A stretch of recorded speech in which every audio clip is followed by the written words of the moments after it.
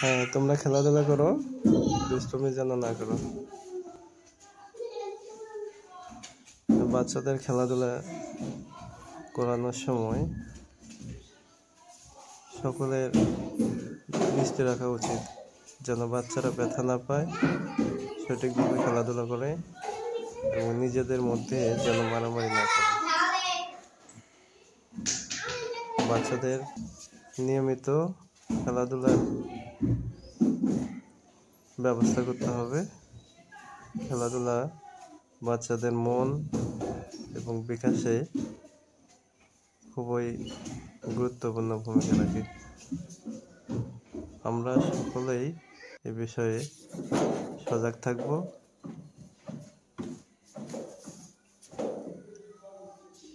বিশেষ করে আবারও না বললেই নয়, বাচ্চাদের যে খেলাগুলোতে আনন্দ পায় সেই খেলাগুলোর ব্যবস্থা করব।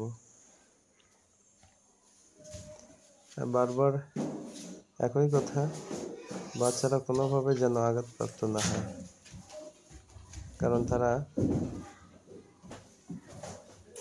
নিজেরাই বোঝে না। এক বাচ্চা খেলছে আর এক বাচ্চাকে হয়তো ধাক্কা দিচ্ছে, কিন্তু তারা বুঝতে পারছে না যে অন্য বাচ্চাতে আঘাতপ্রাপ্ত হচ্ছে কিনা। ধন্যবাদ।